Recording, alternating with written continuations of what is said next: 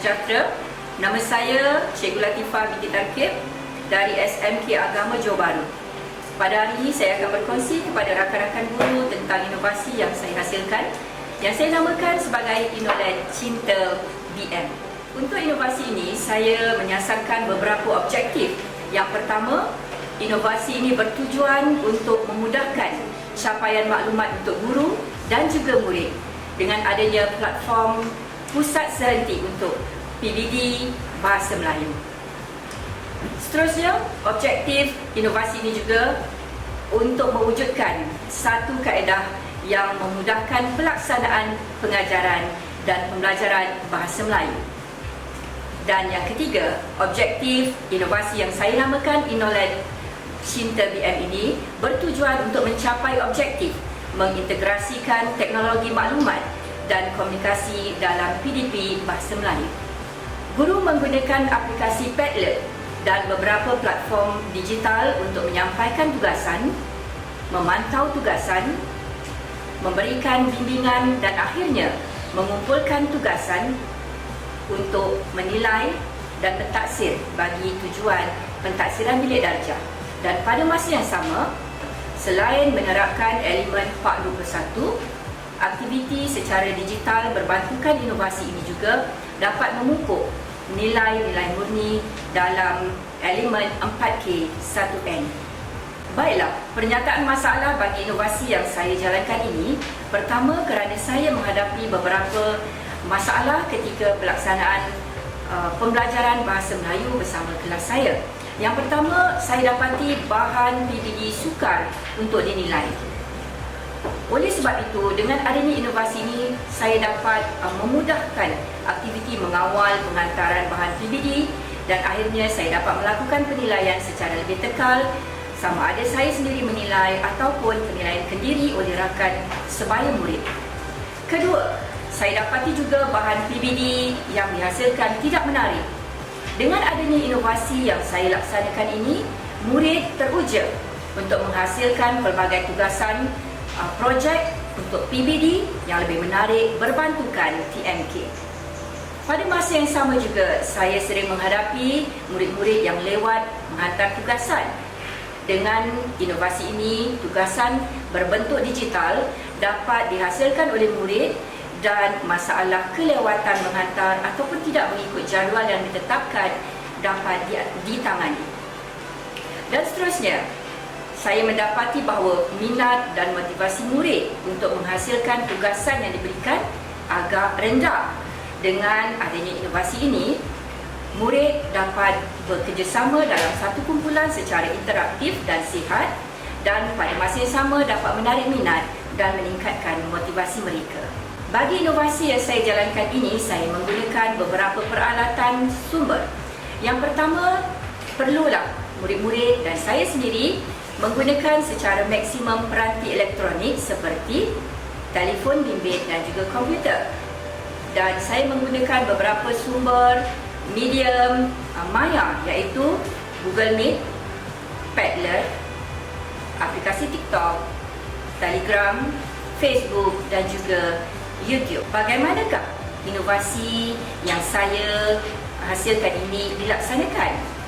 Pertama, saya akan menggunakan platform Padlet untuk mengumpulkan semua bahan yang saya katakan bahawa Padlet ini sebagai bank ataupun pusat pengumpulan hasil tugasan PBD murid.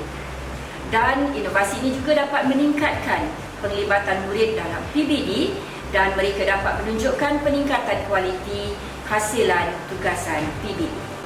Seterusnya, saya juga memaksimumkan penggunaan pelbagai platform digital seperti Google Meet, Telegram, StreamYard dan YouTube untuk tujuan PBD.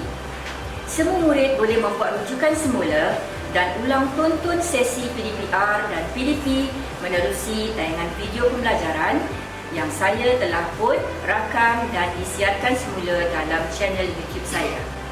Baiklah, selepas saya melaksanakan inovasi yang saya namakan Inolet Cinta BM ini, terdapat beberapa impak kepada saya dan juga murid.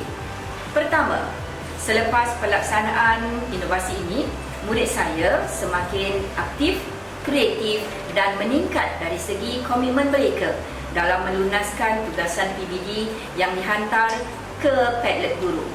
Dan saya dapati murid-murid lebih ramai dapat menyiapkan tugasan sama ada individu ataupun berkumpulan mengikut tempoh masa yang ditetapkan. Dan saya dapati juga sebagai impak yang paling besar, murid-murid semakin kreatif dan menghasilkan tugasan lebih menarik dan bervariasi.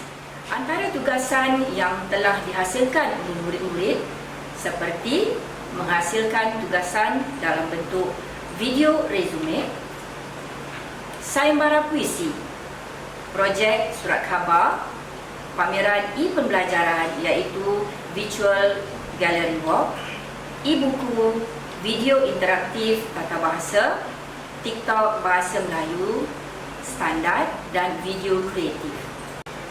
Dan secara tuntasnya, impak inovasi ini ialah murid dapat menghasilkan tugasan bahasa Melayu secara kreatif dan mudah diakses.